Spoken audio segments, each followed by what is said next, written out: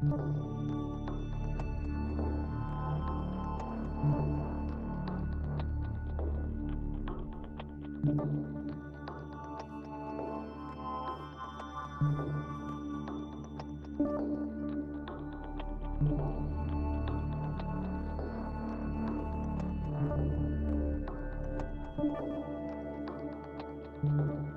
us on Geek Blood, the show you can't ignore. Wayne and Kevin diving deep into all things galore. Comic book, movie, sci-fi, and action thrill. Reviewing new TV shows, we keep it real. Reminiscing the Attitude Era, wrestling at its peak. Nostalgia from the 80s and 90s, memories we seek. Pineapples for our rings, a unique touch. Geek culture in our blood, we love it so much. Geek Blood, we love it so much. Geek Blood, where we talk about it all, from superheroes to wrestlers. We stand tall, Ray and Kevin, the dynamic duo in sight. Geek Blood, shining bright, shining bright.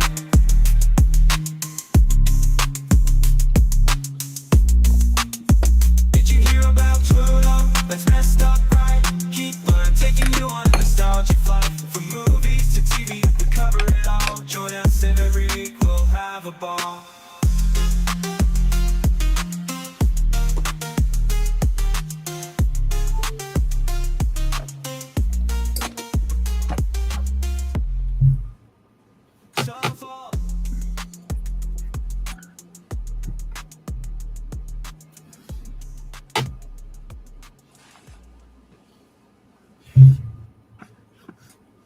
And just abruptly shuts off. Hey, what's going on? What's up, Raymond? Not much. Good to be back. Took a few weeks off. A lot to talk about, though. A lot of stuff happened while we were away. Watched a lot of stuff. We're going to give a few reviews this week. TV shows, a few movies. I went to the movies yesterday. Saw 3 movies. You saw one last week. We're going to talk about big movie of the week. Very, very high on it, so be prepared for it. But until then, I haven't done this in a while. Let's do Fat Fucks. The Fat Fucks are back. Yeah, you know Wilson River, but the Fat Fucks are back. Motherfucker, show me the Fat Fucks. First off, Heinz. We don't have any Smoothie Kings around here. I guess it's a franchise out west somewhere. But after this news, they can stay the fuck away. Out of this news, they're not going to come to the Northeast anytime soon, but Smoothie King has teamed up with Heinz to do a ketchup-flavored smoothie and bring it to the world. Yeah, that does not sound good. But you said we haven't done this segment in a while. We also have not done a Teacher Ray Sports segment in a while. And it's funny you brought this up because recently it was found out that 21-year-old player for the Red Sox, our stud player, does not like ketchup, and that's caused a big discourse on sports radio this entire week. Oh, really? So yeah, Roman Anthony doesn't like ketchup. Not a ketchup guy. I love ketchup. I don't even know who that is. Are the slides? Well, he's only been in the league a month, but it's working for you. Yeah, they're working. Are the slides working for you? Yeah. I don't even see them at all. Oh, they're up. The other thing to talk about. You didn't even know they took them off the menu a couple of years ago, but KFC is bringing back the potato wedges. Well, they were replaced with these weird fries that kind of tasted reminiscent of potato wedges, but they were never the same. They replaced something that was fantastic, just spectacular. And yeah, I'd probably bringing been to them a back KFC in like 10 years. Yeah. Wedges are always better than fries, though. Yeah, there's in every setting. There's none that's close. Closest one is over here. It's like a half hour out of the way. If you're going to go a half hour out of the way, you're going to get better food than KFC. I'm not fucking getting KFC, yeah.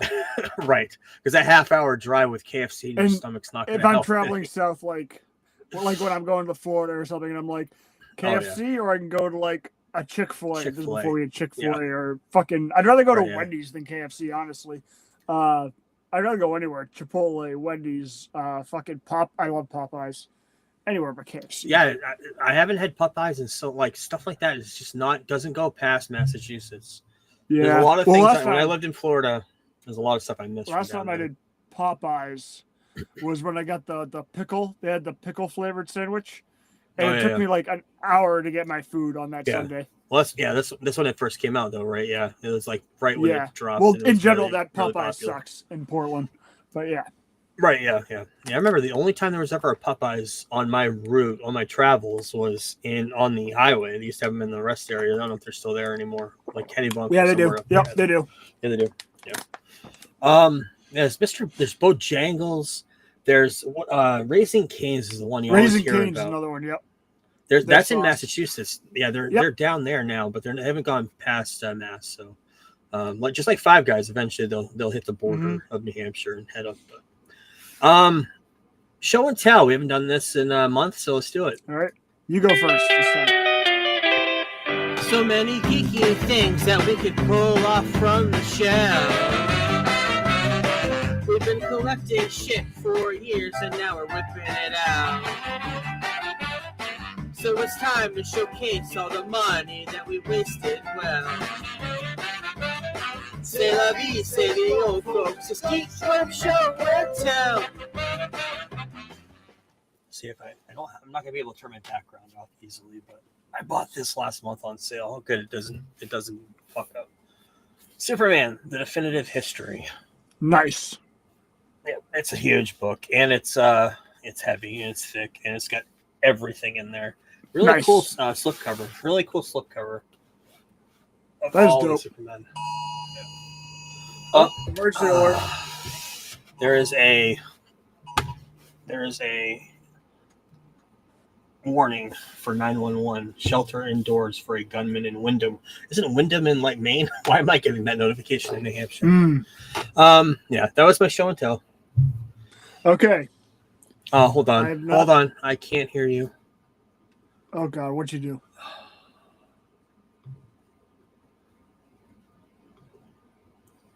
Are you there? Yeah. Can you hear me? Yeah, there we go. Yeah, the warning shut everything down. You're back. Okay. Well, since it did come out digitally yesterday, I figured this would be a good time to show probably the last Superman thing I'll show for a long time. Plus, I get the hot toy. Just on the table. My 12 inches of corn sweat. Yep. Did you measure that correctly? Boom. Nice. That's nice. It's nice shelf-worthy addition. Yes. Indeed. Yeah, we'll talk about it at the end, but yeah, it kind of had a premature leakage today all over Twitter. Superman. We'll talk about that at the end, but what we watched this week. Well, what we watched for the last 3 weeks, really, but this week we're going to talk about Dexter. We watched 3 episodes of Dexter since we were away. Dude, the show just keeps getting better and better. Every episode is fucking fantastic. Well, Dexter is doing what he did in Miami Metro. Like, this is the first time, especially this last episode that came out today, was the first time it felt like Dexter being the Miami Metro detective that he was down there, the blood splatterist. And we'll get into that when we get into episode 7. But episode 5 was all about Lady Vengeance and involuntarily taking the fall for Harrison when Dexter sets her up. Episode 6, Batista comes to New York City and he teams up with the NYPD. He finds out that Dexter's in New York, finds out that Harrison's in New York, confronts Harrison, and tells the NYPD all about his theory of the Bay Harbor Butcher, which is the true theory, of course, but they don't know that, and they're kind of looking at Batista like, "Are you crazy?" And then there's some of the points are maybe it could be possible, but and the Gemini Killer, who was played by David Dastmalchian. You find out that in one of the craziest twists that I should have seen coming, I don't know why I didn't, right? But the Gemini, I don't think anybody did. The Gemini Killer. Yep. The Gemini Killer, named after the sign, the sign in the stars, Gemini, is the twin sign. And you find out that he is a twin, and that he works with his twin brother to kill people. And Dexter kills one of the twin brothers. And that leads up to episode 7. They go off into this retreat. The rest of it's Dastmalchian, it's Cam from Modern Family. And it's of course the Dink and Uma Thurman. They all go to this retreat with Dexter, and Dexter confronts the other brother, who it tells him that you're a twin. Did you feel it last night at something o'clock when I stabbed and killed your brother? And they have this knockdown, drag out fight in the middle of this big, huge estate somewhere in New York, and it's just awesome. And then he kills him. And makes it seem like the guy went crazy and attacked Dexter, but all in all, he actually confronts him and tells him, "I'm the serial killer of serial killers," which is a great, awesome. It was just what this show has done is brought Dexter back to what he was in Miami, and what he lost through New Blood, right? Yep, it's what he's lost since coming back in New Blood. When he was up in upstate New York, this is not the same Dexter of that. It's the Dexter of old.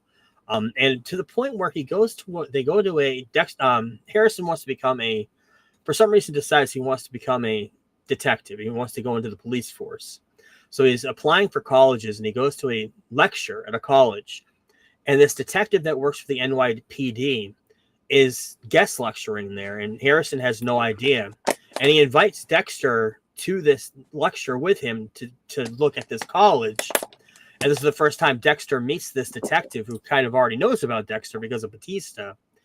And they have kind of this cool stare down that's very reminiscent of Dexter of old, to the point where he's back in his element of the full blood splatter analysis mode, where he actually solves a murder of this, what is it, the New York Ripper, whatever they call the New York Ripper mystery killer, the New York Ripper. He he helps her solve the murder right after the lecture. It's like, it's a long object with a sharp like axe tool or a crowbar like tool, and they weren't thinking of that. They're just thinking it was like they weren't sure what the weapon was. And Dexter's like, oh, it's just because of the way the blood splatter was on the wall. He's back in his element. It was awesome to see that.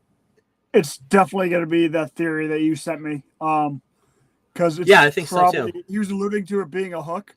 And there was that in season 6 when they go visit him, or was it? I think it was season 6 or 5, or 7, one of them.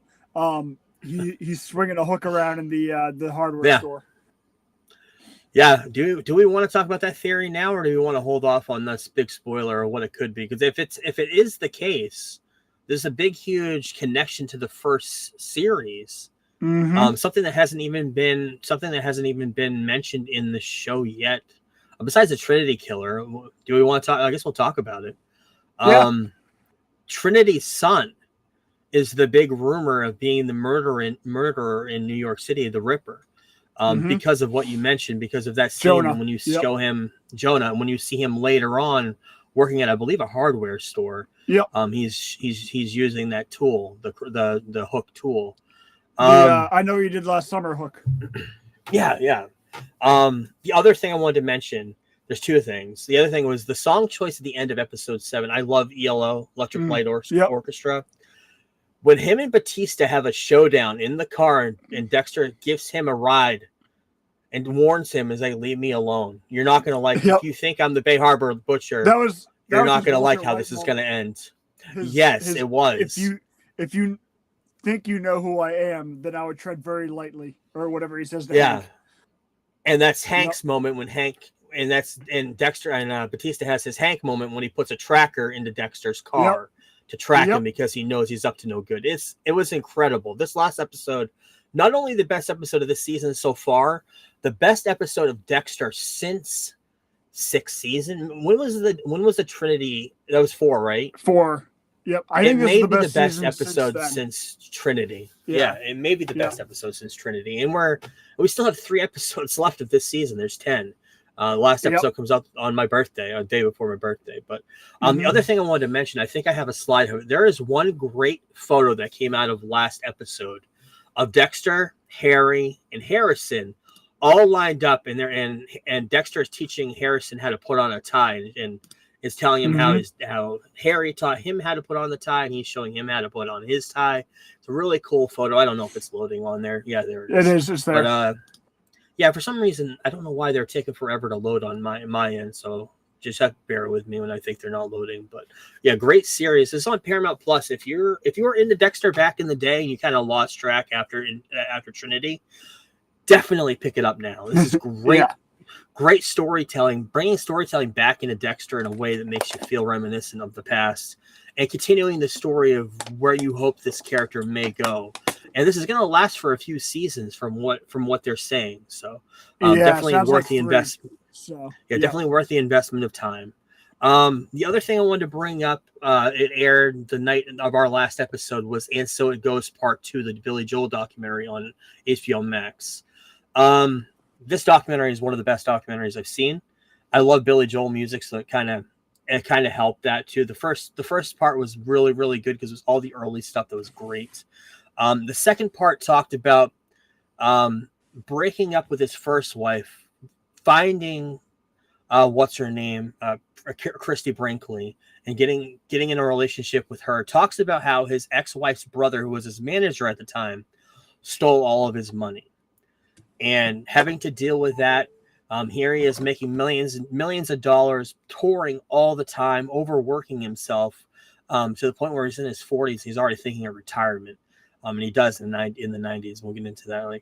And bridging the European classical sound into pop music. At the time, you're thinking of pop music, you're thinking of rock.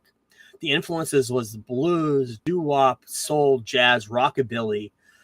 Billy Joel brought in this European classical sound into rock music. That's why I just have that piano in there, doing all the piano work that he did, reminiscent of what Elton John was doing at the time too, but just showing that and how his mind works in this documentary. It was fantastic. And like I mentioned, he retired early after he was done creating new albums. He was just done. In 1992, 1993, River of Dreams album, the River of Dreams song was big. That was his last huge single. He retired in his early 40s, and he was just done. And he's been performing, like he's done concerts, he's done that, but he's never released a full album since the early 90s. And he's done classical. He's released classical albums, but other than that, it hasn't been anything to write home about. But yeah, great documentary, 2 parts. Each part is a little under 2 hours, about 4 hours each, I think. Yeah, it's really good on HBO Max if you want to watch it. The other documentary I finished while we were away, the Live Aid documentary. This was great too. Don't want to get into too much about it, but it's not easy to stream it. I had to buy it on iTunes. If you want to buy it, you can, but it may show up on HBO Max eventually because it's a CNN production. But talking about the creation of We Are the World with Harry Belafonte and Quincy Jones. There's a documentary on Netflix about that. If you haven't seen that, watch that too. Planting the scenes for a worldwide television concert happens in Wembley in London, happens at JFK Stadium in Philadelphia, the big Live Aid show that happened in 1985, which is what this documentary was about. Episode 3 tackled the Led Zeppelin reunion after Bonham had died. Phil Collins joined in on the drums. There's some scenes of that. That was also scrubbed of any replay of this on DVD streaming, and I don't believe it's on the YouTube stream that they put all the concert on. And raising $40 million, four times what they estimated they were going to raise through telephone raising during the show. And then episode 4 tackled Live 8, which happened 20 years ago in 2005. And they brought a whole bunch of modern artists at the time. Jay-Z was there. There's a few other ones, big artists, Destiny's Child. But that was basically just renewing the aid effort and trying to take the African debt and delete all of it from the world nations, to delete all the debt that the African nations had so they could actually survive and pay to help the poor and the needy. So great documentary. Live Aid, when rock and roll took over the world, like I mentioned, it'll probably be on HBO Max eventually, but it was on CNN and aired last episode a few weeks ago. It was really good. Speaking of great shows, unfortunately, this one will not be back again. But Sandman Season 2 ended while we were away. I watched Volume 2, and I watched the finale, which was on July 31st. It just sucks that this show is not going to be back because it is really good. The casting is fantastic. For the most part, all of these people that were cast in this show were unknowns before. I cannot wait to see, except for a few. I cannot wait to see some of these people come back in other roles, especially the guy who plays Dream. He's amazing. But and what's her name was in Game of Thrones plays Lucifer. But it's just really, really great comic, really good written show. And the universe was great. Even the Dead Boy Detectives was great. And having the whole group of people that I can't remember what they're called, but the Dream and his brothers and sisters looking over the world was fantastic. And it just sucks it's not going to be back because Neil Gaiman is a sexist, I guess. I don't know. I don't really know the whole details of what he did, but did a lot of shit behind the scenes that fucked up the series, raped people, the creative direction. Yeah. So they had to cancel it. Unfortunately, it was a great show. There's a little bit of a spoiler. They resurrected the character, so if they wanted to continue this, it could happen. The Dream character was resurrected into somebody. I forgot to put the notes in the notes, but it was resurrected in one of the guys who plays in Alien Earth and also is in Game of Thrones. The black guy, he plays one of the Lost Boys in Alien Earth, which we're gonna get into in a minute. Holy fuck! But yeah, this is on Netflix. If you want to watch it, it's a good ending to the series. I just wish it didn't end on season 2 because it would have been great to see more of this. But another series, okay. There is a great connection to Black Panther, and that's Eyes of Wakanda. 4 episodes aired on August 1st. It's supposed to come out, I believe, in like 2 weeks. They rushed it up to August 1st. But 4 episodes aired, set back in the past. The only thing that this show didn't tackle that I wish it did, I wish it tackled how the asteroid with the vibranium got to Earth. Didn't go that far back, but did go back to 1260 BC, way back in time, and it followed this axe through time, a familiar axe you've seen since the first Black Panther film. It's the very first axe that Killmonger steals. That's Killmonger, right? Michael B. Jordan. Yep. The axe that he steals shows up way back in the past, vibranium, and the show is all about Wakandans trying to get back their artifacts through time. And one of the artifacts is that axe. And the very last episode, episode 4, is kind of a bridge between that and modern day, actually, the future, because a Black Panther from the way future, like 500 or 600 years in the future, goes back to a time at 1896 AD and tries to tell a group of Wakandans, like, you need to put that axe back here because it's going to set off events that's going to set the Black Panther of now, our current time, the one Chadwick Boseman played. It's going to give him the need to show Wakandan technology to everyone in the world. And then you have to make sure that axe is found by Killmonger, so on and so forth. That's how the story kind of goes, to the point where the Watcher shows up. And the very last scene of the show is Killmonger looking over that big, huge gallery that's in the beginning of the first Black Panther movie. So, I mean, the episodes are 20 minutes long. It is canon to the MCU. This is one of the only shows, I believe, that is actual canon to the MCU, one of the cartoon shows. But yeah, there's the Watcher and Killmonger. Yeah, it was decent. It's like 20 minutes on Disney Plus if you want to watch it. Another great show, not as good as the first season, I don't think, but Wednesday season 2, part 1. The second part comes out, I believe, in a couple weeks, but it's decent, pretty good. Sets up very much a cliffhanger what's going to happen to Wednesday for the second part of this. Comes out on September 3rd on Netflix. But yeah, it's pretty good, decent. I like the first season a lot. I'm hoping this second season will pick up. I know Lady Gaga hasn't shown up yet. She does play a big part of the series. I don't know who she's playing, what she's going to be doing, but she is going to be in the second part of this. So yeah. But the big show this week that I want to talk about, just premiered on Wednesday or Tuesday, I can't remember what day it came out, was Alien Earth. On this show, I have watched and reviewed all of the Alien movies, thank God. The only ones you have to really worry about with this show, though, by the way, this show's on FX. It is a full series. First 2 episodes aired this week. They're on Hulu if you want to watch them, but this is a prequel to Alien.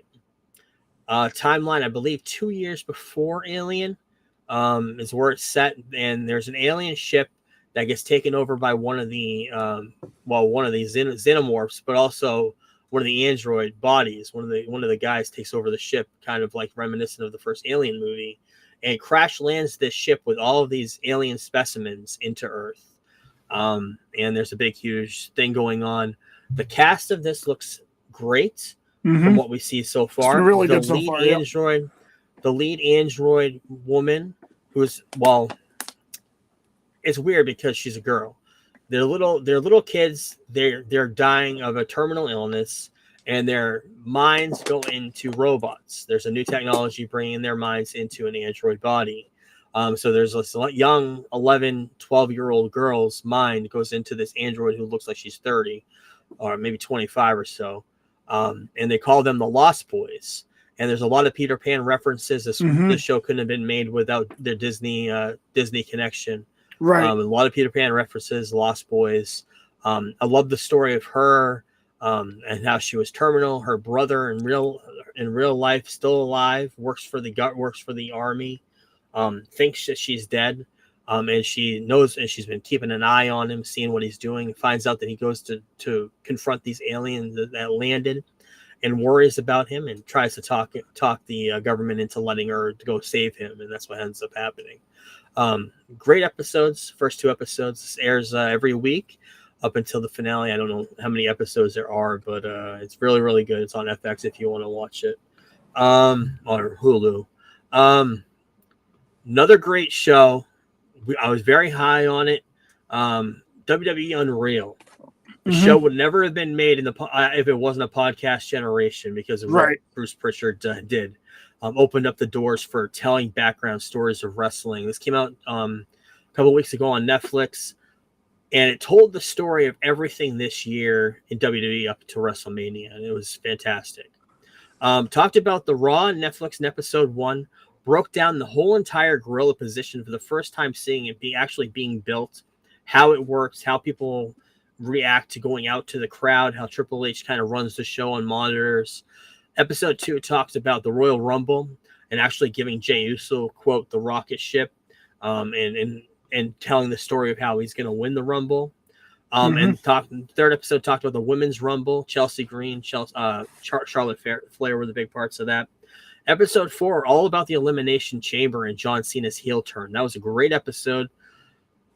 Being brought in this much into wrestling, I know a lot of old wrestlers must fucking hate this, because the kayfabe was so protected back in the day. Undertaker, we've said it before, so protected. And they must be kind of like cringing at seeing this. But episode 5 tackled WrestleMania, John Cena winning the title, and kind of all the storylines colliding in that one moment. Great time of year to be doing this. They're going to be doing this again. It comes out next year. I believe they're filming it currently with the whole Lesnar thing that happened at SummerSlam. All of that stuff's going to come up. I'm not sure if they're going to lead up to John Cena's farewell. I'm guessing that's probably where this is going to go this next season. But yeah, great show. This is on Netflix, 5 episodes. Definitely worth your watch if you love wrestling. So. While we were away, I watched The Godfather. I wanted to mention some movies in the Godfather universe, or Godfather adjacent actors that starred in them, I guess you could say.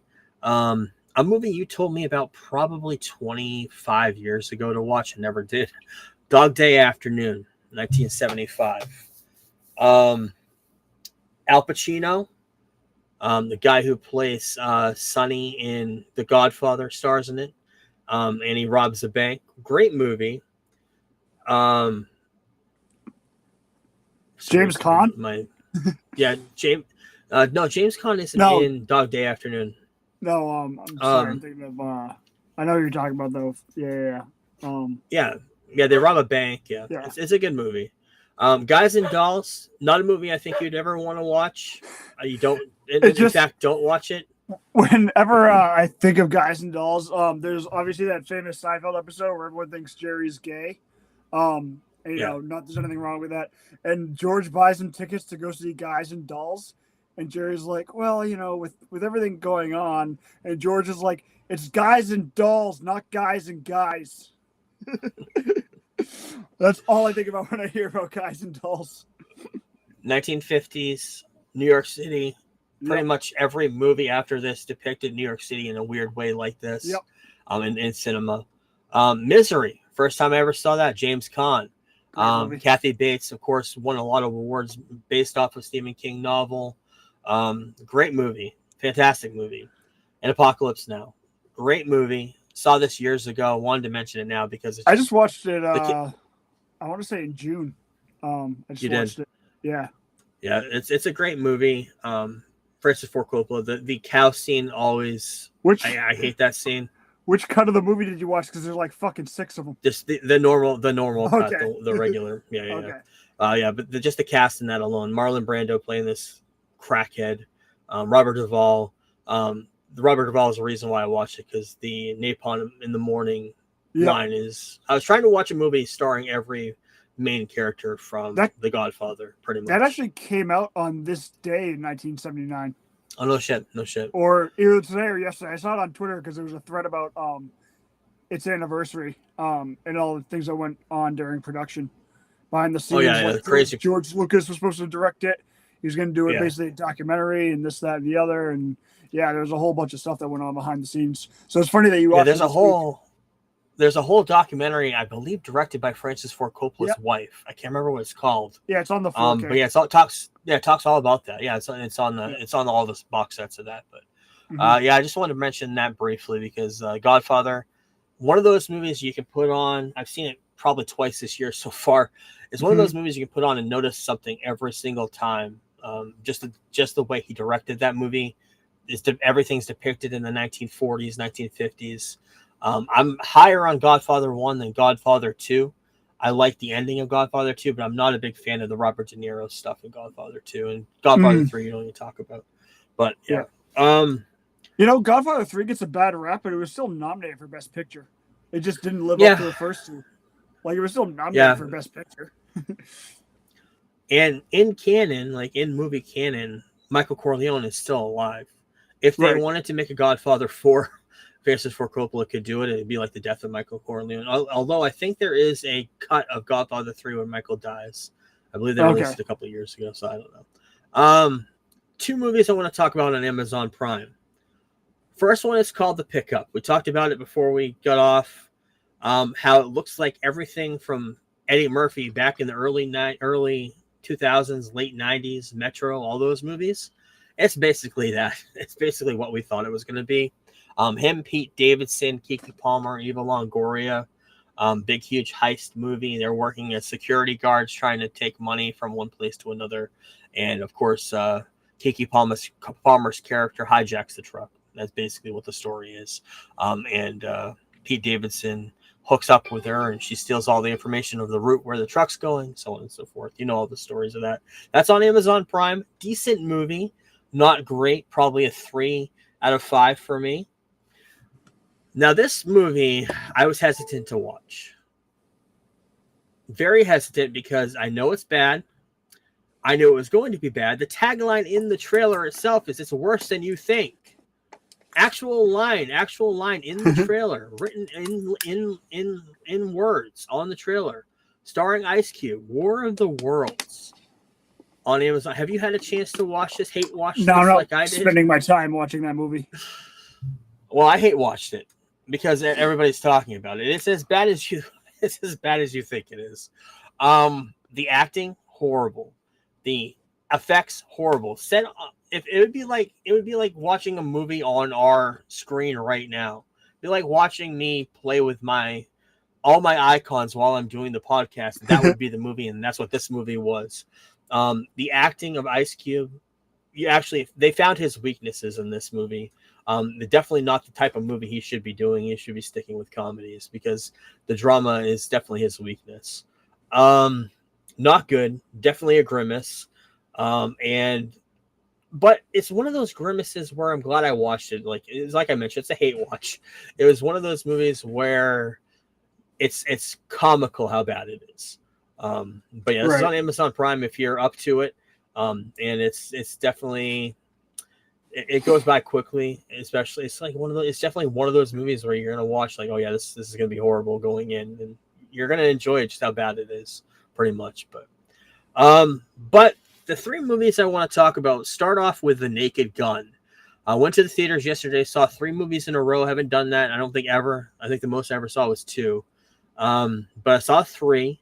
Luckily, 2 of them were under an hour and a half. But the first one I saw was The Naked Gun, bringing back Liam Neeson to play the Leslie Nielsen character, which I thought, considering Leslie Nielsen was a dramatic actor, went into comedy to do all the spoof movies back in the 70s and 80s, did Police Squad on television. I knew what they were going to get into. I knew what they were doing. Bringing in Pamela Anderson, huge star of the 90s. The understatement of the year, how huge she was in the 90s. But number one, the marketing of this movie, all of those posters are fantastic. Took spoofs, brought them back to the forefront. Hasn't been a great spoof movie in a while. This is pretty good. Not the best comedy I've seen in a while, but it's just great that they took some punches with it. I will say that the trailers gave a lot of the funny stuff away. I would have loved to see the OJ joke in the movie rather than in the trailer. I think it would have played off better as a surprise. But overall, 3.5 out of 5. And interesting to see if this goes anywhere. Liam Neeson in his 70s now, saying that he's probably done with action movies, but they could easily bring in somebody to play an action character. Leslie Nielsen did this probably in his 60s. So, decent movie though. 3.5 out of 5. I also yesterday saw Nobody 2 debuted this week in theaters. Bob Odenkirk coming back to play the character. Can't remember his name in the movie, but going on vacation, trying to bring his family back together. Because he's been working, because at the end of the first Nobody, he blows up like $40 million worth of money. In this movie, he has to pay off that debt. And that's what the whole movie's about. He's working himself so much that he's ripping his family apart because he's not there anymore. And that's what the whole movie sets up. The worst part of this movie, which I think she's an overrated actress, is Sharon Stone.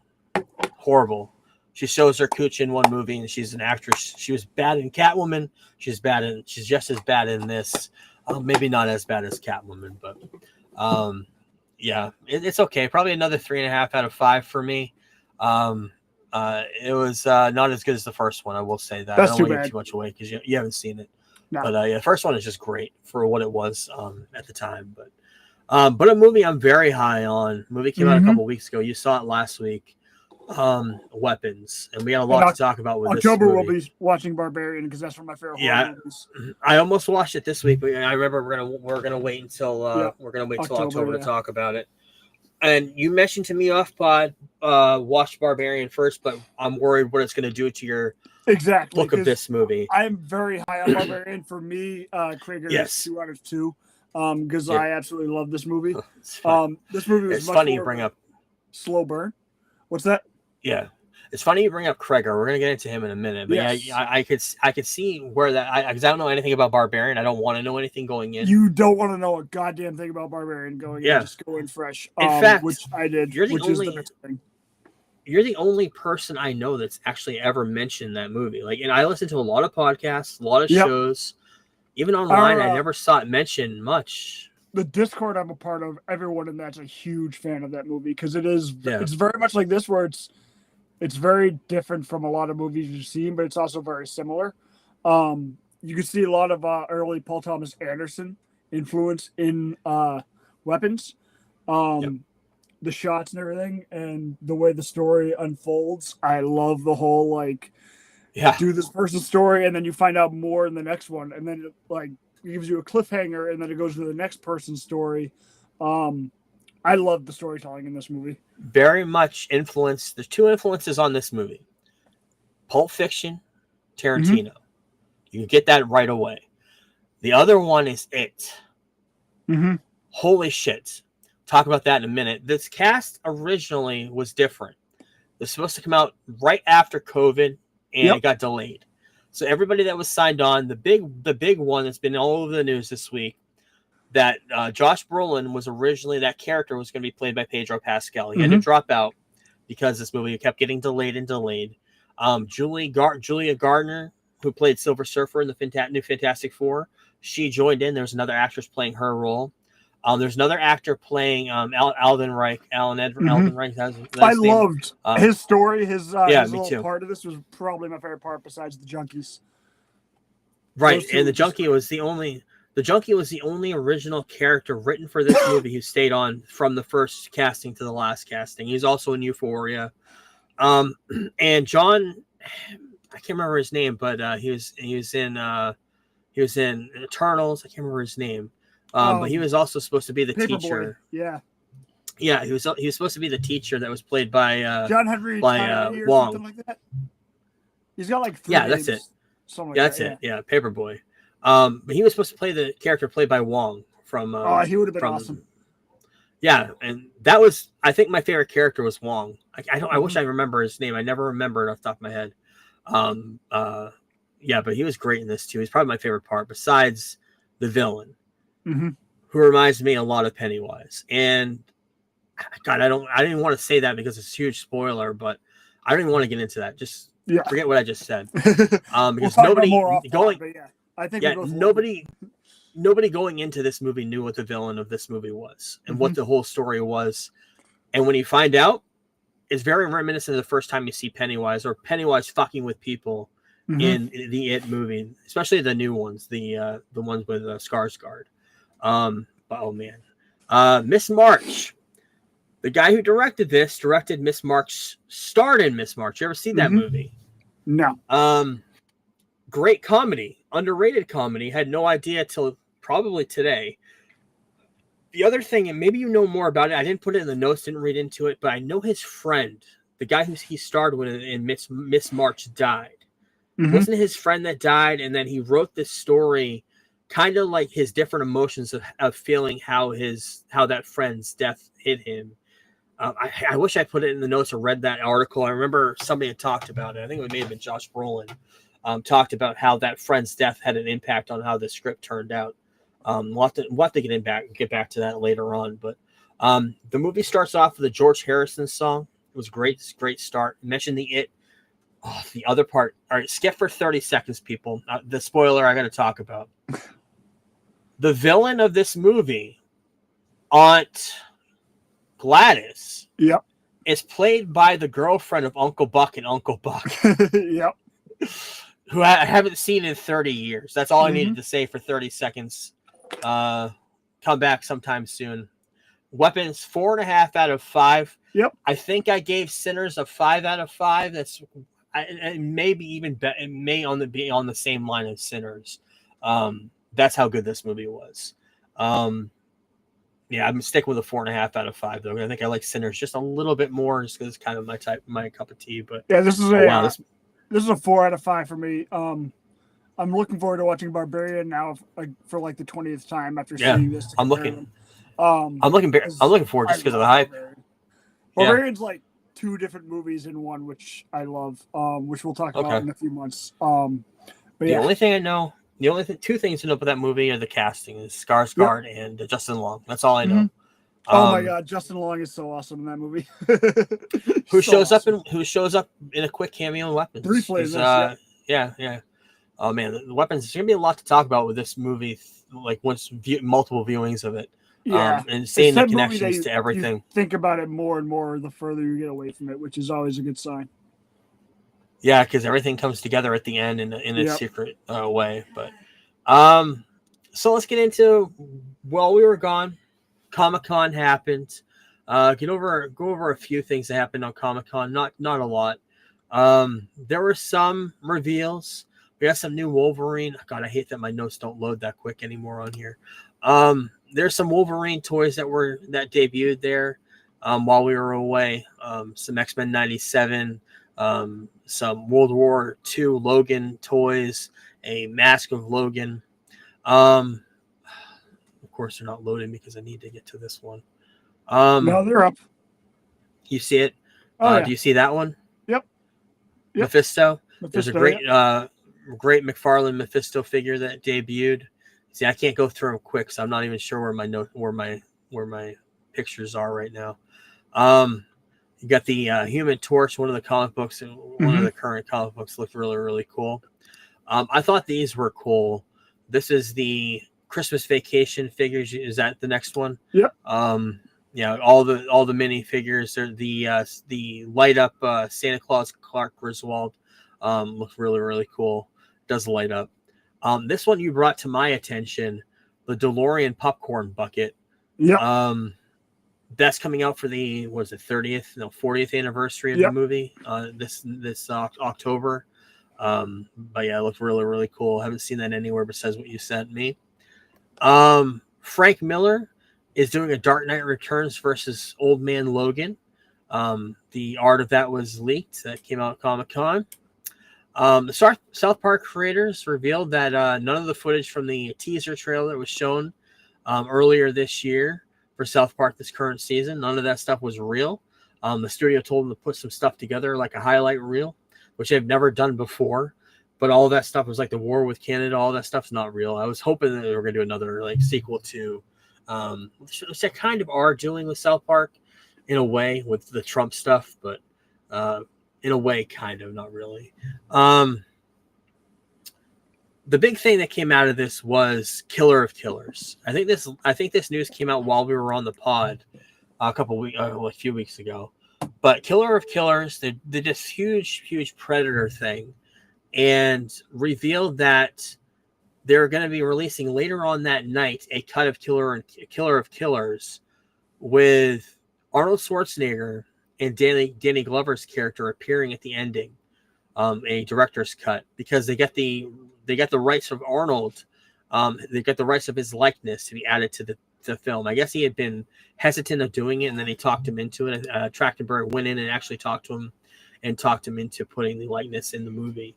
But yeah, I haven't seen it, but I do have the screenshots there of Arnold and Danny Glover's character. When we watched this, we talked about how this opens up the world a lot, where anybody who's fought a Predator could come into this universe and show off against this whole group of this.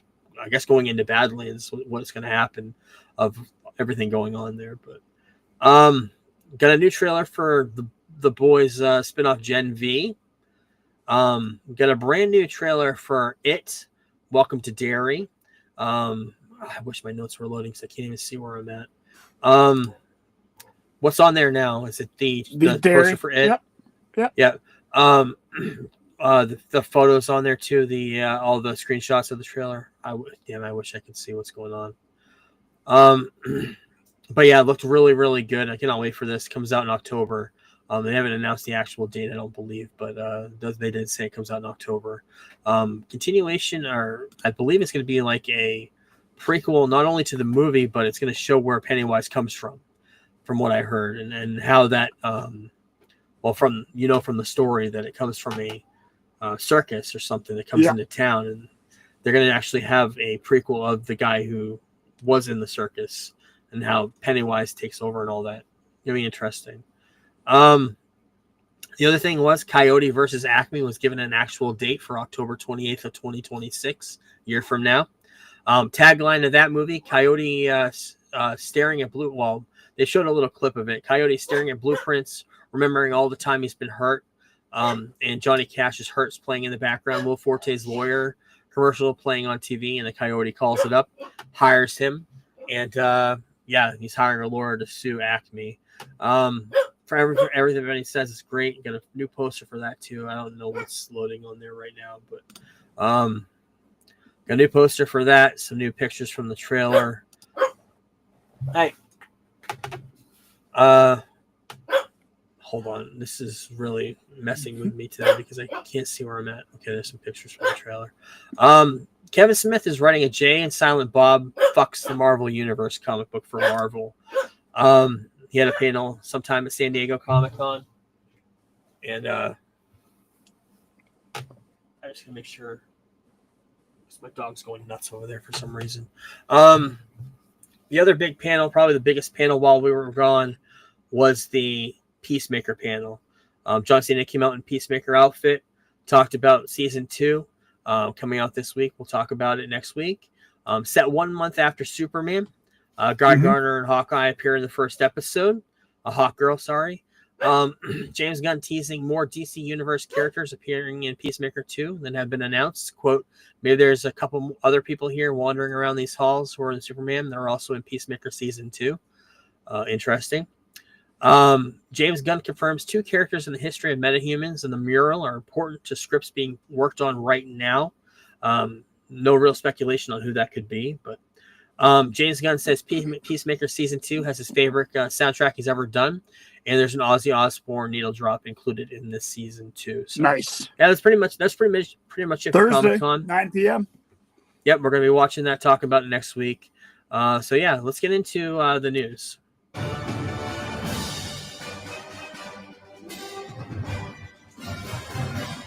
And it's not a news segment of the trailer roundup. First trailer for Eternity, a movie I didn't hear about until a couple of weeks ago, starring Elizabeth Olsen, Miles Teller. Romantic comedy follows reality when somebody dies. What happens when you had a boyfriend in your early life? He dies tragically. You end up meeting somebody else. You live your whole entire life with him, who you're going to be eternally with the rest of time. Right. Once you're into heaven.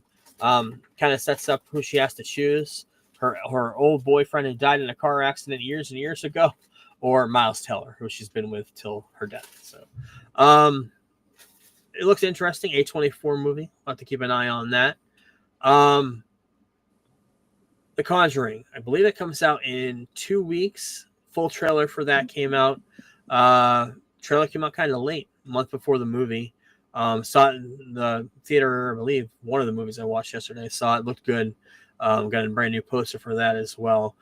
Finale of this whole entire story from what they say. So we'll have to wait and see on that. Speaking of that, Matt Rife, comedian Matt Rife, talked about it on the show before, has bought Lorraine Warren's home, which houses the Annabelle doll. Has all the artifacts, all of that stuff, owns the house and everything. Did want to mention that. Brand new behind the scenes video, and I've got brand new posters for Wicked for Good. Comes out November 24th. We got new character posters for Glinda and Elphaba. Cannot wait for that. Gonna be seeing that opening day. Got a brand new poster, brand new trailer for The Paper, The Office spinoff, coming out on Peacock on September 4th. Very excited for it. Does not look as good as The Office, but I said that about the first season of The Office too. I wasn't a huge fan until I actually got into it. But starring Donald Gleason, bringing back Oscar from the original Office run as an accountant for this newspaper company that's going under. Bringing in the documentary crew back in there. There's a great joke where Oscar sees the documentary crew is like, "Not again. I'm gonna say stuff so you can never use it." He just starts swearing off a whole bunch of words. They have to bleep them off. But gonna be on Peacock, brand new series. So I cannot wait for that. A couple days for my birthday, a couple weeks. Brand new trailer for Only Murders in the Building. I don't even know what season they're on, but it comes out on September 9th. Very high on that show. Steve Martin, Martin Short. I think it's season Selena 5. Gomez. I saw an ad for it today. I think it's season 5. Yeah, it looks good. I cannot wait to talk about that. But the trailer for a documentary came out this week, which I think is going to be very highly talked about on this show. Is Charlie Sheen has this 2-part documentary come out on Netflix on September 10th called AKA Charlie Sheen. He brings in everybody that he's fucked over to do interviews for him. Heidi Fleiss, Chuck Lorre, who he had a falling out with because of 2.5 Men. His drug dealer is a part of the interviews for this. It's going to be an interesting documentary to see where Charlie is. Supposedly he's clean and sober now. We'll have to wait and see on how accurate that is. But I cannot wait for that. Comes out on September 10th. Let's get into the news. While we were away, we had 3 weekends of box office. First weekend was the debut of Fantastic Four, earned $57 million in its opening day. Biggest opening day of the year. Earned $106 million globally for its opening day total.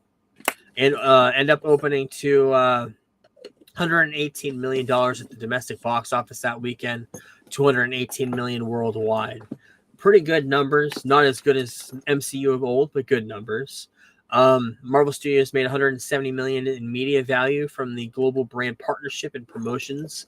All the Little Caesars, Zillow, Pop Tarts, General Mills, Citizen watches, all of that stuff. $170 million, not too shabby. Second came in second that week, 24 million. Superman, Jurassic World Rebirth, 13 million. The next weekend, Naked Gun came out, made $29 million, I believe, worldwide. $13 million. Hold on, I don't have that. Yeah, $13 million. I don't want to get into too much of this.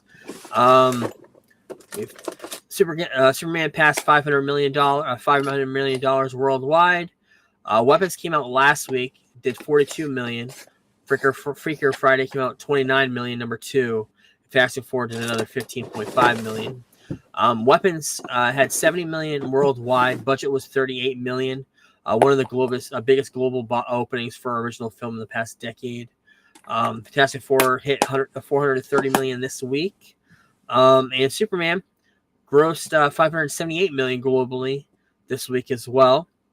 Past Man of Steel, now the highest grossing solo Superman movie, and I believe it's the highest grossing Superman movie, including the others, the team up, Batman vs Superman 2. Yep. They I think that this week. Domestically, it's the most. Those obviously made more. BVS made like 870 something, but I think both of those made less than like 300 domestically. Man of Steel and BVS.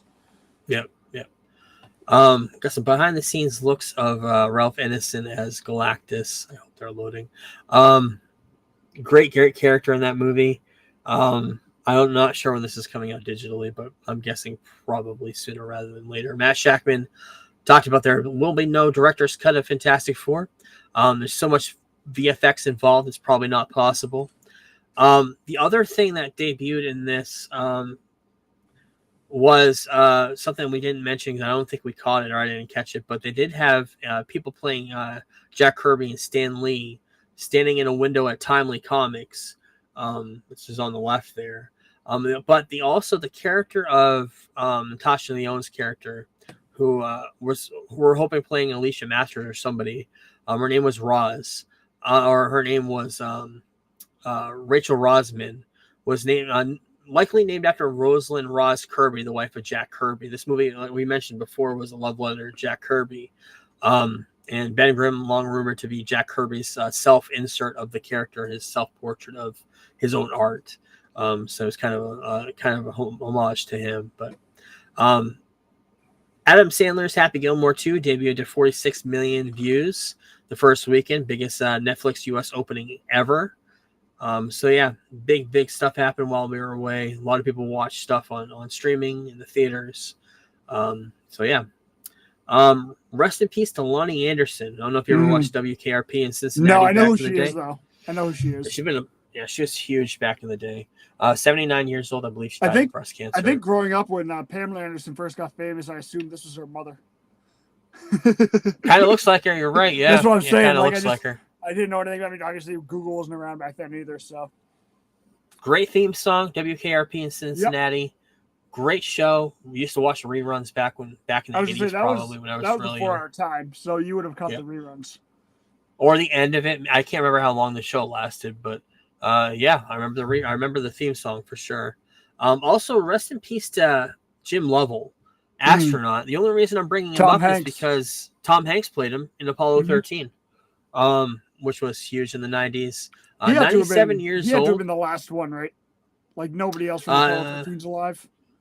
Yeah, I don't know. I am not sure of that. I haven't seen that movie in a very long time. 93 or some shit like that. Yeah. Yeah, 97. Yep. Yeah, I haven't seen the movie in a while. Tom Hanks did a great job. Talked about if nobody's seen it, number one, you're under a rock. Number two, it's a story of astronauts getting stuck in space during the 13th Apollo mission. They already did an Apollo 11, the one that landed on the moon. 13 was a couple after that. 13, they got up there and they had a malfunction. Houston, we have a problem. Came from this movie. Came from this actual dialogue from Darius Sinise is so fucking good in that movie. Yeah, everyone in that movie is good. Like that was like great. Yeah, that's the movie when I think of Ron Howard. Outside of his acting, like I think of that movie. Like that's where my brain goes instantly. Yeah, man. It's one of those movies probably should go into eventually and watch and kind of review, revisit. I haven't watched in a while, but I watched this VHS, and I have it on iTunes. Yeah. Big news. Get into the news. Big news while we were away was WWE. First off, WWE is going to ESPN, paying an average of $325 million per year on a 5-year deal for all of WWE's PLEs beginning in 2026. I believe in March. Peacock had been paying $180 million per year for a 5-year deal. They broke that deal, so they're going to be off of Peacock in March. They're going to be starting on ESPN. There's a problem with that. ESPN's new unlimited plan for this direct-to-consumer app is going to be $29.99 a month and gives fans access to all of ESPN's networks, ESPN, ESPN2, so on and so forth.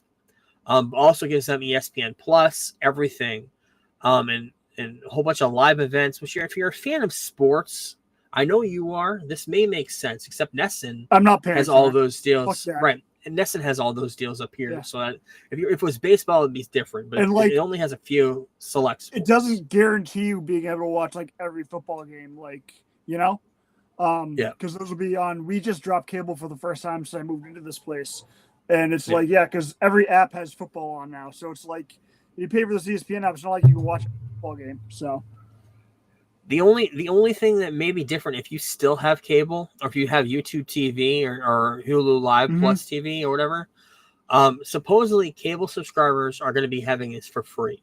It's part of, if you have ESPN, you're able to sign into the app and use it. Oh, nice. And that's, if you're going to do that, you might as well have YouTube TV. What is it, $79? I don't even know what it is anymore. Maybe $85. You might as well have just have TV and get the ESPN and just use it, sign on logins for that, if that's the case, but who knows. So the total cost of owning everything, to watch everything, number one, you got Netflix. The cheapest one is $7.99 a month, which ends up being $95 a year. So that's just for Raw. For SmackDown, you have to have either USA Network or Peacock. If you have USA Network, you have to have cable. But if you have Peacock, you're paying $131 a year, $10.99 minimum a month. That's with ads. So you can watch SmackDown on Peacock. Yep, it's live on. I had no idea until this article came out too. Okay. ESPN, this new app, $29.99 a month, or the $359.88 a year. If you have new YouTube TV, you're paying almost $1,000 for the whole entire year. It's a lot to pay for something for live events, but that's what we were paying back in the day. But we were only buying we weren't buying pay-per-views every month. Right. We were watching the big four usually, and that's about it. But they're estimating that use the black box. Right. But they're estimating that if you want to watch everything throughout the whole entire year, you have to pay almost $1,200 for every single Raw, SmackDown, and pay-per-view going forward. What they should That's a lot of money for the consumer. They should do what the NFL does with the Super Bowl for WrestleMania, at least make that one free. Yeah. Well, they didn't say that some of the live events will be shown simulcast on ESPN. I'm guessing it won't be WrestleMania. Well, maybe the first one will be, but it'll probably more like the ones like Elimination Chamber or the ones that are not the big four, big five. But yeah, we'll know more about this. The pricing hasn't fully been out. I hear there's a bundle with Hulu and Disney. The pricing hasn't been totally out yet, but we'll have to wait and see. And ESPN also acquired NFL Network, bought them, and they're going to be airing NFL Network on their ESPN app too. So that if you're into football, it's kind of a big deal, I guess. But yeah. SmackDown in the U.S. will continue to air until 2029 on USA and Peacock. And the other thing that came out of this is Hulu is going to be fully integrated into Disney Plus in 2026, and the standalone Hulu app will be shut down. They've already kind of started doing that. If you have Disney Plus and Hulu, you can actually watch all the Hulu stuff on there. That's why I watched The Bear. That's why I watched Alien Earth. It's on the Disney Plus app. So, and Peacock. They lost the WWE network, but they're rising their prices by 30%.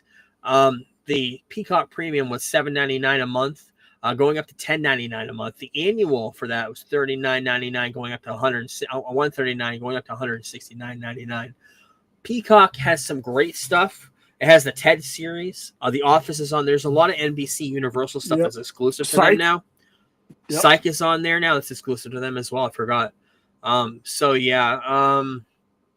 Streaming is getting expensive. It's getting as expensive with cable. The problem is they're wanting us to pay cable prices tenfold because of every single streaming app is getting to be over $20 just to watch it without commercials. I haven't had commercial-less Netflix in 2 or 3 years now. I have the $7.99 version of that. Yep. Watching ads. I know the only thing I can't watch on there are movies, newer movies. But the Netflix with ads is fine if you have a computer with ad blockers. Yeah. I have everything that has ads, but I don't watch ads because I watch a lot of stuff on my computer. I watch everything on my Apple TV. So, the other breaking news that happened this week is UFC, which is a better deal. Agreed to a 7-year, great. 7-year. Well, this is great for you. Number one, because of what you are paying for a pay-per-view. Yeah, I haven't bought a pay-per-view since 28-19, probably.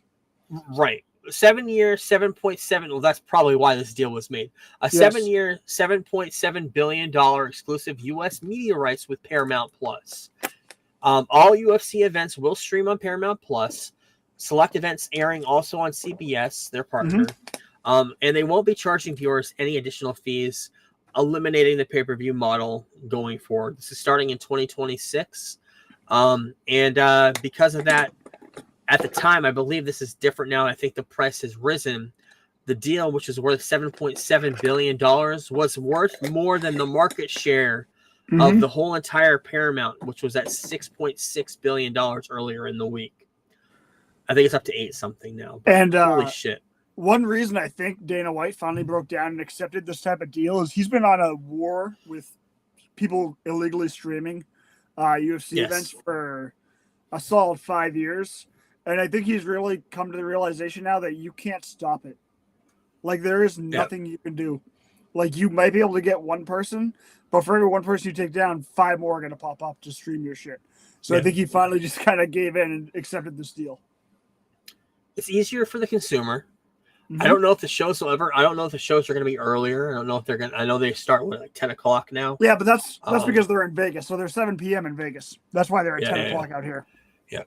But yeah, Dana White made the announcement, and this historic deal with Paramount and CBS is incredible for UFC fans and our athletes. For the first time ever, fans in the U.S. will have access to all UFC content without a pay-per-view model, making it more affordable and accessible to view the greatest fights on a massive platform. So yeah, this is a huge news for UFC fans. Are they getting the back catalog? Or is it just maybe what's on theirs and you can stream it after it or during it airs and afterwards? They haven't announced. Have their own app with all the back catalog, which I think each pay-per-view goes up a month after it came out. Okay, yeah, they haven't announced that yet. But they're gonna have 13 numbered fights, 30 fight nights. I guess those are the ones that used to be like the ones that weren't on pay-per-view, right? Yeah, those are the ESPN ones. Yep. Now, I have a question. The first one's gonna be 324, I believe. Yes. Do you think you will get into UFC now? Since it's on an app. I'll tell you. I'm going to tell you one thing. If it wasn't this, it was probably going to be the spectacle of whatever this July 4th White House one's going to be next year. Yep. That was going to be the one that was probably going to make me watch for the first time a full pay-per-view. Got you. Yeah, because that's just going to be huge for. I wonder if that'll be the first. Not only the company. 324 should be the first one they said. January of 2026. So yeah, other than that, I don't know much about it. But, cool. So yeah, that's huge news in the streaming world between WWE and Paramount. It kind of sucks. The WWE news sucks. Makes me want to wonder if it would be cheaper for me just to get, or not cheaper, but worth more to get YouTube TV or one of those, or even cable again. God, I hate saying that, but. I never thought that I would. All the tables have turned. Now I'll have to like find WWE pay-per-views if I feel like watching them online. Yeah, and I'll be watching it reversed on Paramount. Yeah, in reverse because UFC used to be expensive to watch that for was like $100 for an event I think if you wanted to actually watch it or something like that. Yeah, yeah, expensive, which is fine if you have 5 or 6 friends that want to watch it. But the way things are now, people just want to stay at their own house. You know? Yeah, it's kind of crazy. Stands, the documentary, Eminem documentary debuted a couple weeks ago. I think it's 100% on Rotten Tomatoes. Mm-hmm. They did announce that the documentary is going to be streaming, believe in 2 weeks on Paramount Plus, and it's going to be on August 26th. It's Eminem talking to fans, talking to about him and having to live through the fandom of his life, becoming a hermit pretty much. Sounds interesting. I know it came out. The Popcorn Bucket came out as well. The pill bottle. So yeah, Stanley Mitchell pill bottle. I was gonna try to see that in the theaters, but it wasn't playing in theaters this week when I went. But yeah, we'll watch that on Paramount Plus in a couple weeks. World War Z. Speaking of Paramount Plus, World War Z Universe is a top priority for Paramount. The Skydance Paramount thing merger came together this week, and they talked about their priorities. That was one of them. Top Gun 3 was one of them. World War Z, Top Gun 3, and Star Trek was the other one. I believe the other one was Transformers as well. All priorities for Paramount. And the untitled sequel to J.J. Abrams' saga is currently in the works. They're actually going to continuing that Chris Pine Star Trek. So interesting. Rest in peace to AOL. Well, AOL dial-up. If you were a kid back in the 90s, the annoying internet sound of dialing up was the only way to get on the internet. Very, very slow internet at the time through telephone lines. Well, that is shutting down. Of course, cable, phones, Wi-Fi tethering has all shut down the need for dial-up. Even having Starlink, all of that stuff. I have new internet this week, AT&T Air. I switched while we were gone. Seems to be working okay. Let's check and see how it works on YouTube. But yeah, everything is easier to get internet than it was back in the day. Yeah, we have Starlink. It's the only thing you had. It's the only thing you had back in the day was AOL. There was no other option. You get those little discs in the mail, the CDs you had to put in your computer. Yep. You got like a free 3-month trial or whatever. You had to be careful you didn't use too much because at the time you didn't have long distance. And the only local numbers were like in Kennebunk, which was like an hour away, or Portland, which is an hour away. But yeah. Also news while we were away is Hamilton coming to theaters for the first time on September 5th, the day before my birthday. This was supposed to happen before COVID. The reason why it was on Disney Plus is because COVID happened, and they delayed everything. As I said, fuck it, let's put it on Disney Plus. Everybody's at home. Did huge numbers. I've seen it every year since then, every 4th of July. Plus, the first year it came out, I watched it probably monthly, if not more than that. Listened to the soundtrack so many times because of it. I came obsessed with Hamilton, as you know, as everybody who listened to this podcast in the last few years knows. But the first time you're able to actually see it on big screen, which also means they're probably going to be releasing it in a huge box set for 4K or even on iTunes. It's not on iTunes, exclusive to Disney Plus at the moment, but that was always the plan, to go to theaters and release on discs, on digital. So I'm hoping that happens. I want to see some special features of the making of this, and everything. I want it all in my bloodstream. So cannot wait. Jason Bourne found a permanent home at Universal. I don't remember much about the Bourne movies. I think I got knocked off after the third one. I know that Jeremy Renner came into the franchise at some point, and then what's his name? Matt Damon came back.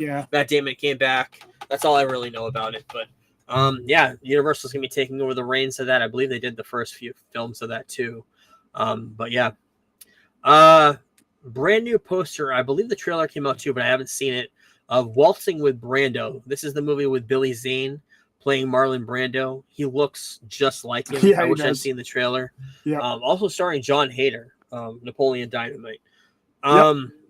Everybody's saying the trailer looks great. I guess Rob Corddry. I didn't even see that. Rob Corddry's in this too, which we both love. Richard Dreyfuss too. Comes out in theaters on September 19th. So when that comes out, we'll have to hear more about it. Hopefully. I got a new look at Glenn Powell and Edgar Wright's The Running Man.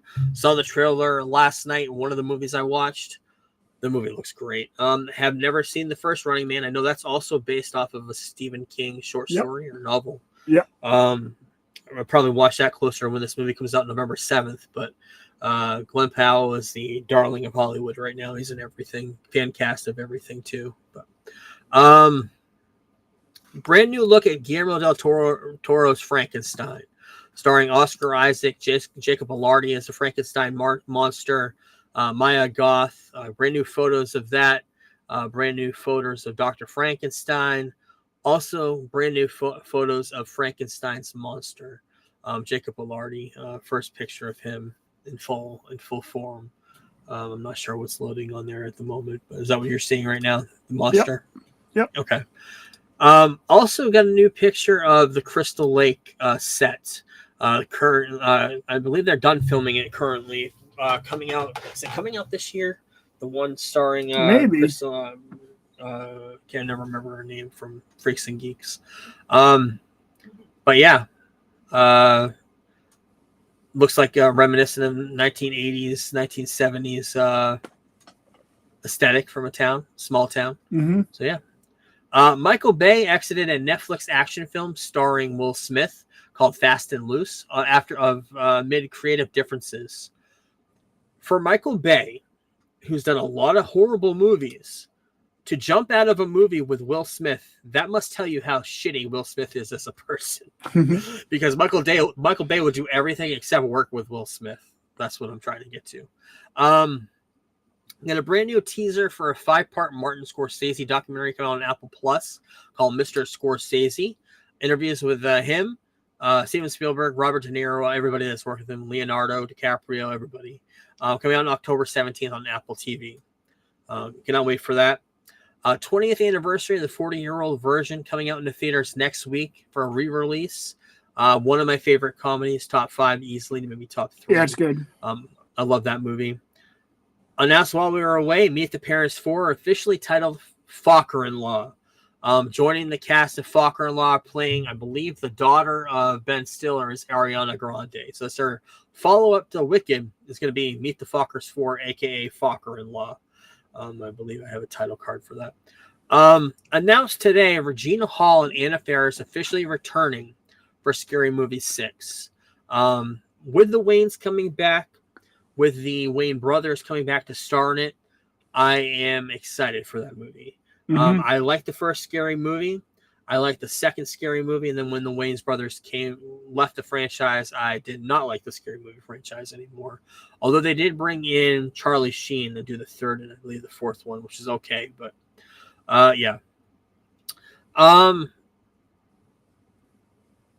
Before we left, Denis Villeneuve was named the next director of the next Bond movie. Well, they announced the next writer. Peaky Blinders creator Stephen Knight is set to write the movie. Peaky Blinders, great show. If you've never seen it, it's on Netflix. And having him coming in to write this story is very exciting. I'm glad they brought in a British guy to kind of take the reins. So we'll see how that turns out. Mel Gibson split the Passion of the Christ sequel into 2 movies set for 2027. The first one coming out on Good Friday, March 26th, 2027, and the second one coming out 40 days later on May 6th. So, yeah. Shrek 5 been delayed almost 6 months to 2027. Supposed to come out December of 2026. Coming out of June 30th of 2027 now.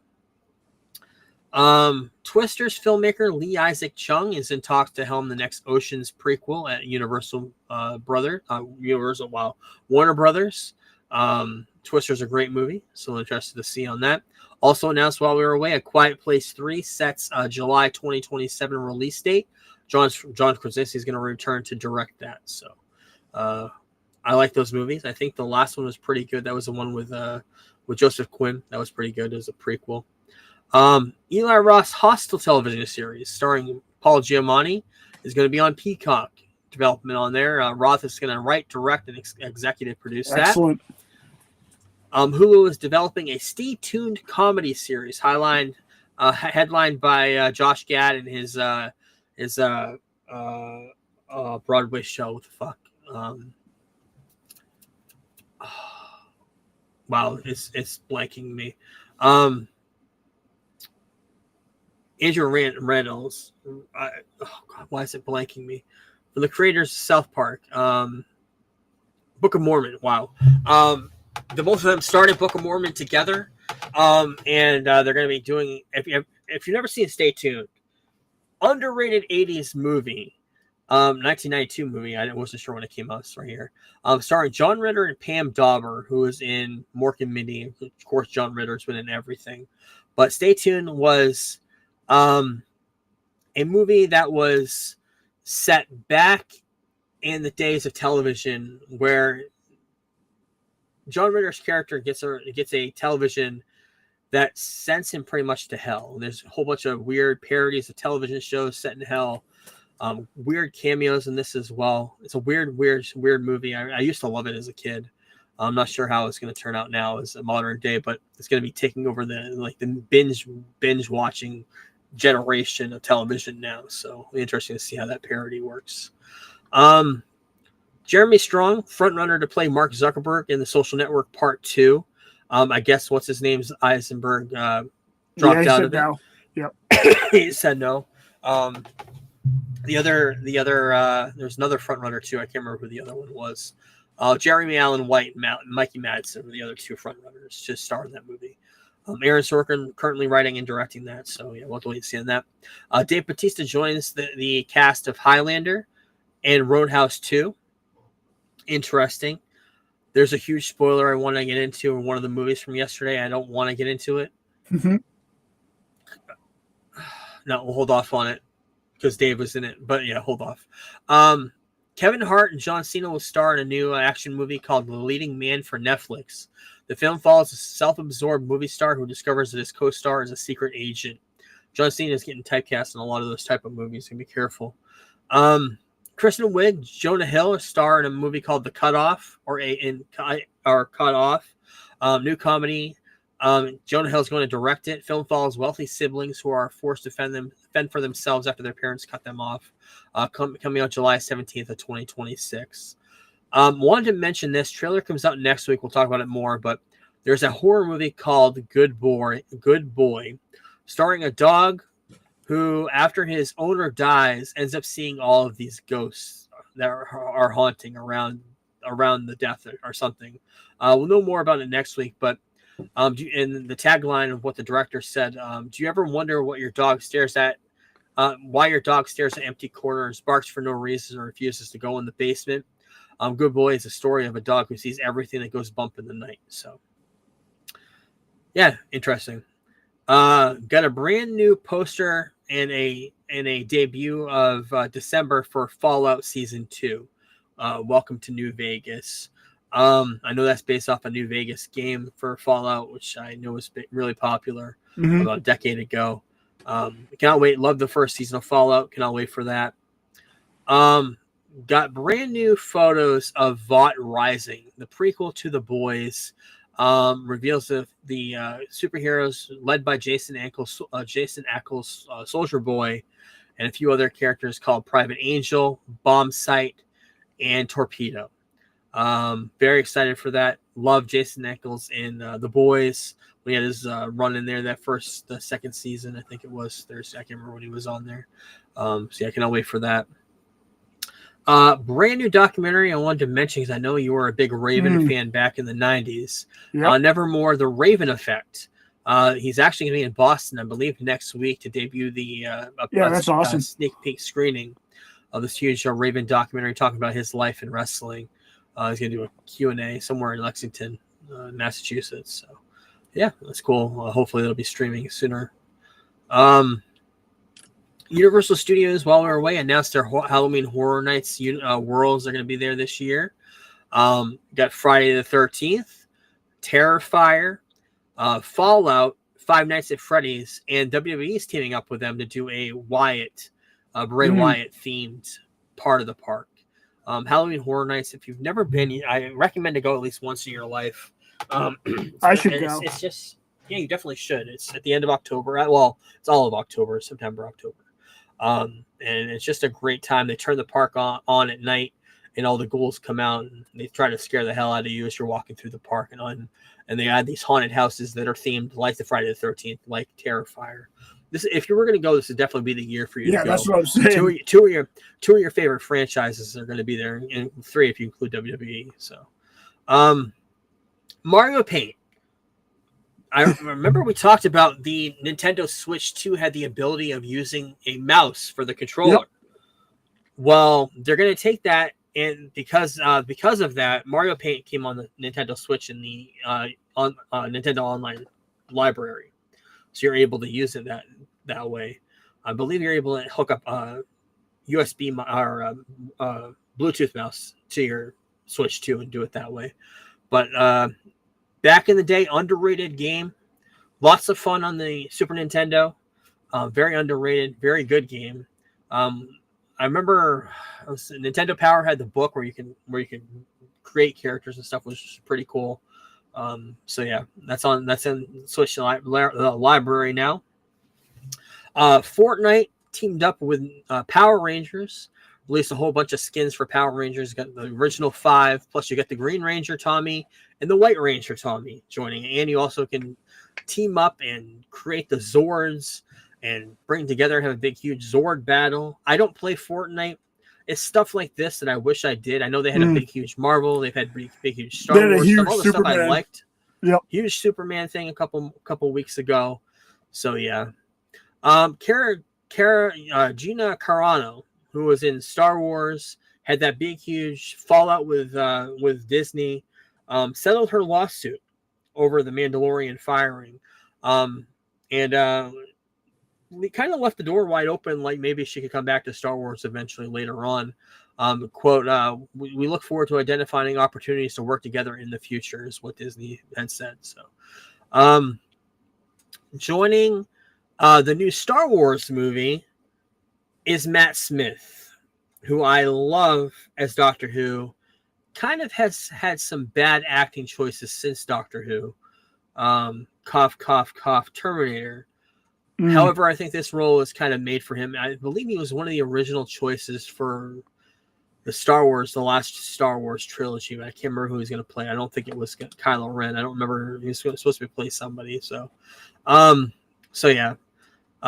Excited for that new Star Wars Starfighter movie. Of course, him and Ryan Gosling and Maya Goth are the 3 people that are in that movie. So, Toy Story, Popcorn Bucket. 30th anniversary of Toy Story, coming back into theaters on September 12th. We got Buzz and Woody on top of there. Let's get into some new swag. Swag stuff we all get. Come on, son. You know that's right. Mortal Kombat and McFarlane figures coming out of all the Mortal Kombat toys. I cannot wait for the new movie. Saw the trailer for the movies again yesterday. Love the first one. The big thing is I cannot wait to watch that one over again. It's been since COVID I've seen it. So I cannot wait to watch that and then watch the new one. It comes out in October. So very excited for that. Got a brand new Spider-Man McFarlane figure. Looks like reminiscent of a comic book corner from the 90s with the Spider-Man comic. It looks really, really cool. Kind of a cool display figure. And this leak came out of a new Death Star. The original Death Star came out like 10 or 15 years ago. Yeah. At the time was a $500 set, which I have never put it together because I don't have room for it. It's in a box somewhere. But this set is 9,000 pieces with an estimated price of $1,000. Lots of minifigures, lots of vehicles, lots of scenes from A New Hope mostly, and there are some scenes from Return of the Jedi up top, the duel with the Emperors up top there, but mostly scenes from A New Hope. That's basically where the movie takes place in the last act. But so yeah, new Hot Toys figure for Batman: The Killing Joke, the Joker, which looks fantastic. I believe the picture on the left there looks like directly something right out of the comic book. Couldn't do any better than that. But some pop figures to talk about. The You're Fired Marty McFly from 2015 figure, 40th promoting the 40th anniversary of Back to the Future. You're Fired on the print there, coming out. Sleepy Hollow, I believe they have a 25th anniversary. Johnny Depp stars in that, and Christopher Walken is the Headless Horseman. So yeah, looked really, really, really cool, those pop figures. Whole bunch of new Wicked figures with the debut of the Scarecrow, Dorothy, and Cowardly Lion and Wicked, the Tin Man. Don't want to get into spoilers of the musical, but I know who all those characters are. Michael Jordan Slam Dunk Contest from 1987. Cool pop figure setup diorama for that. And Pennywise, what I talked about, Bob Gray, a character who looks just like Pennywise, same forehead and everything, looks like in 1920s outfit of some sort of a clown. Other than that, not sure much about it. I just hope we get some sort of a origin of that character more than just knowing he's an alien. And also Pennywise eating brains out of a skull. Interesting. And last pop figure of the week is Spider-Man escaping from a symbiote, which looked really, really cool. I believe it went on pre-order this week. So, some Marvel news to talk about. Black Panther 3, young X-Men cast. They're going to try to keep the cost down of that. Blade and Deadpool 4 are lower on their priorities. First, let's talk about Black Panther 3. Lots of excitement internally, I believe, surrounding Denzel Washington being attached, Ryan Coogler being attached, of course. Everybody wants to see a third movie, and that probably what's going to be a finale of that trilogy. Casting for X-Men will begin soon. I believe I read today that they're in the process of it. We're looking for a younger talent rather than A-listers to keep the cost down. That was the big news that came out of this Variety article. Marvel Studios reportedly has no urgencies regarding Blade or a fourth Deadpool movie. That came out of that article.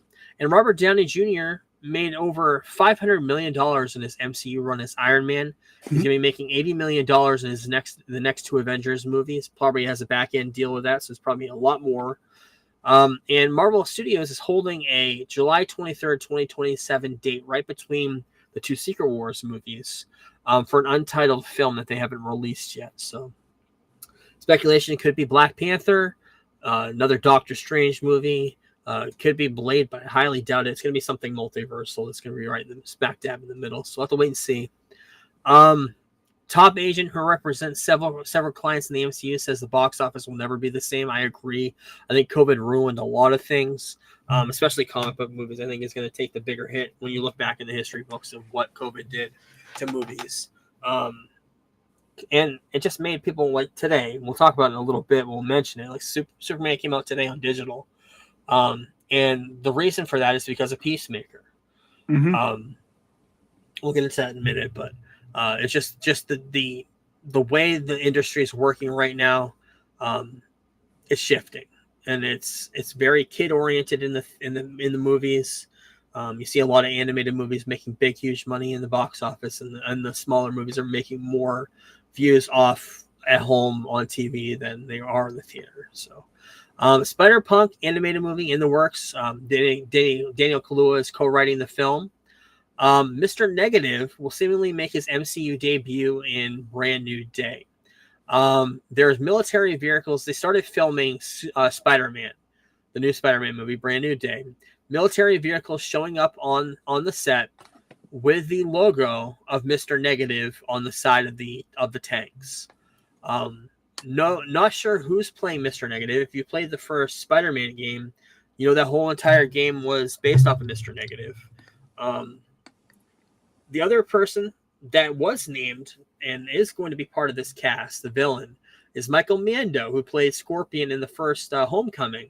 He is coming back. He actually put the tattoo back on. They showed him in the makeup chair, and he is coming back to play Scorpion. So even just having Scorpion as the main villain of this is fine with me. They don't need to go all out with this. I mean, you already got the Hulk, you already got him, you got the Punisher. It's a big, huge movie to be doing right now. So, I have high hopes. We'll see. And it was also officially confirmed that Mark Ruffalo is returning as the Hulk. And Universal truck was spotted on the set because Universal still owns the rights to the Hulk, which is interesting. But that's the whole cast so far officially of the movie. Tom Holland, of course, Zendaya, who's been shown in some spy shots. Jacob, I can't remember his name, who plays Ned. Sadie Sink from Stranger Things also joined the cast. No idea who she's playing. Batista's wife, she's in The Bear. No idea who she's playing. Speculation could be Miles Morales' mother. And Scorpion, Punisher. It's a huge cast, and having the Hulk in there is weird. But we'll have to wait and see how that all plays out. And while we were away, they debuted the new suit, which was actually the old suit that we saw at the end of No Way Home. Tom Holland came into a soundstage, showed it off, because they were doing some filming on the street. And they did a whole bunch of filming of Spider-Man shots fighting this tank that I showed earlier. Him flying through the streets, web slinging. Showed a picture of him and Daniel Cretton directing him in a scene. And there's a great picture of Spider-Man standing over a film crew looking down with stuff tied to him that's been all over the internet since we've been gone. I don't know what's loading on there right now, but that's the next picture I'm talking about. Also shows Spider-Man walking around with a Del Mar's Deli t-shirt, and everybody's speculating that he's going to be working for a deli when the new movie continues. Also shows him at a graveyard with Zendaya filming a scene over May Parker's gravestone. So yeah, interesting time to be an MCU fan, seeing where the trajectory of this is going into Doomsday and Secret Wars especially, and seeing if this is going to be a reset or what's going to happen. But we'll have to wait and see. DC news of the week, DC Marvel news of the week. Oh, actually, well, yeah, I meant to put this a little bit further down, but whole bunch of crossover comic book covers for the new DC versus Marvel, I believe starting in October, coming out. You got Punisher versus Batman. We got Batman versus Deadpool. We've got Nightwing and Weapon X-23, Gambit and Robin, Deadpool and Batman again. There's some great cover art there. My favorite one was the Joker versus Doctor Doom one, which I think is going to be on posters and everything. That's how great that one is. But Marvel Zombies now coming out September 24th. Supposed to come out in October. Rated R, TVMA. 4 episodes. Gonna have a lot of swearing, a lot of blood. Miss Marvel, Scarlet Witch, Shang-Chi, Ironheart, Yelena, Kate Bishop, Blade, Spider-Man, all gonna be a part of this. Captain Marvel. And on Instagram this week, Ryan Reynolds released a photo of the Anarchy Avengers symbol with no words, no nothing, speculating that he's going to be part of the new Avengers movie, maybe finalize the deal, and just kind of hinting to fans like, yeah, I'm back. Who knows? That's what speculation is. In a couple weeks, 29th to the 31st of October, Destination D23 is happening. They're not doing a full D23 this year, but they're going to have this at Disney World. And speculation, they are going to be announcing some new movies at 9 o'clock in the morning on the 30th, and it will feature an exclusive look at new movies and glimpses. Looking forward to films coming out in the next couple of years for Disney. So we may get some news for Marvel. We're not sure, but we'll have to wait and see on that. Big news just happened 3 days ago, came out today, is Superman came out on digital for $30. I know you bought it. I'm not going to buy it right now, because if you're on Twitter, you can pretty much see the whole movie in quick glimpses if you want to. It's all over there. But so yeah, Superman come out in digital 35 days after it came out in the theaters. James Gunn on why Superman came out so early. Well, it's very complicated, but the truth is it's because of Peacemaker. I originally thought Peacemaker was going to come out next month. There's a lot of things that are beyond our control, so that Peacemaker is coming out now. And at the end of the day, I wanted everyone to be able to see Superman that wanted to see it. That's why it was released today. And it's also going to be coming out on Blu-ray 4K on September 23rd, loaded with bonus features. Some of them are on the digital version on iTunes. Director's commentary with Gunn, deleted scenes, gag reel, 10 featurettes, crypto short film. They released the whole entire making of documentary on YouTube, which I'm sure you've watched like I have. Mm-hmm. It's great. Very, very good. There's the cover art for all the Blu-rays and 4Ks. And bonus materials. He also released a crypto short that was exclusive to this as well. But the making of documentary, Icons Forever, Superman Enduring Legacy featurette, Lex Luthor featurette, Cryptunes, a whole music featurette, Pause to Pixel Creating Crypto featurette, Daily Planet featurette, The Ultimate Villain, The Justice Gang. Lots of cool making of stuff, so we'll have to wait and see on that. Also got some glimpses from this new documentary that came out on YouTube of Corn Sweat without the trunks. That's what they were going for. Terrible. It looks awful. Thank God they went with the trunks. Yeah, then they decided to go with the trunks, which was they're kind of right. Like that's the character. It Yeah. didn't feel like the character till he put on the trunks, is what the documentary said. So, also got some glimpses of what's going to be a storyboard. I don't know if it's a future storyboard or what, but a Supergirl, Superman, and Brainiac, an official for something, and Crypto, official storyboard for something. We're not sure for what, but James Gunn's going to write, direct the next movie in the Super family. It doesn't appear to be a Superman sequel, but Superman's going to be a part of it. He was on the red carpet for Peacemaker, who premiered a couple days ago, and confirmed that. Joining the cast of Clayface, Max Minghella, I don't know who that is, but he is in Handmaid's Tale. So yeah, going into production pretty soon, sometime in the next couple of months. So, Batman Part 2 is going to start filming next spring, yeah, lots of stuff happening in DC. The big, huge Robin being a part of the Batman 2 was debunked by James Gunn this week through a Twitter response or thread response. I'm glad he interacts with stuff like that because we hate to see weird news coming out. I was watching I was watching a video the other day of a certain YouTuber who I've sent you to, and he says that he breaks this down saying, guys, please stop believing this nonsense. I think 6 of us have read the script. No one knows anything about Batman Part 2. And he goes, well, if nobody knows anything about it, then how do 6 people read the script? And he was like ripping James Gunn about lying in that tweet. And I'm just like, all right. And then he went on to call David Cornsweet not a star. And it was quite the 20-minute video. Go on. I got some new character posters for or cast photos for Entertainment Weekly for Peacemaker. Big, huge promotion started this week for Peacemaker Season 2. Can't wait. James Gunn said, Thursday night, cannot wait. James Gunn said he's actively looking for a way to bring Idris Elba back as Bloodsport in the DCU. He was my favorite part of the Suicide Squad, so it'll be cool to see. Yep. That's basically it for news. We already talked about how he confirmed that it's not too far away from today where he's going to be starting production for the next story in the Superman saga. So, very exciting time. Next week, Dexter Resurrection Episode 8, Alien Earth Episode 3. I wanted to mention, have you watched Band of Brothers? A long time ago. Okay, 80th anniversary of the end of World War II. I had this in my notes. I wanted to talk about it. I'm going to start a watch on that.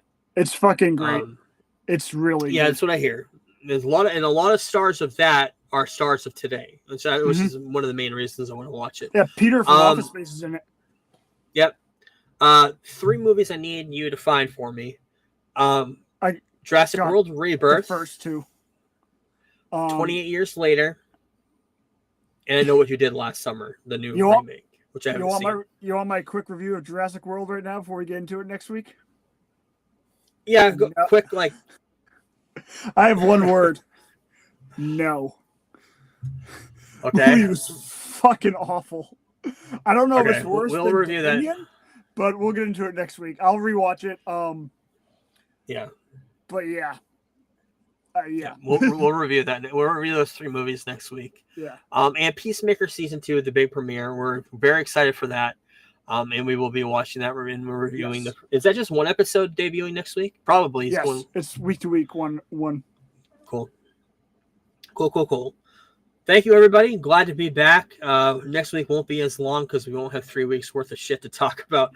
But yeah, thanks everybody, and we'll talk to you next time. Peace. We're the Geek Blurb crew, here to enlighten you. Talking all things geeky, from movies to wrestling to our podcast is the place where you wanna be for all the latest news and nostalgia from the 80s and 90s. We review comic book flicks and sci-fi hits, riding the wave of action movies with all the cool bits. From Iron Man to Star Wars, we cover it all. And when it comes to wrestling, we never drop the ball. Geek Blurb, we're the kings of the nerds, rating movies and pineapples, our opinions never blurred.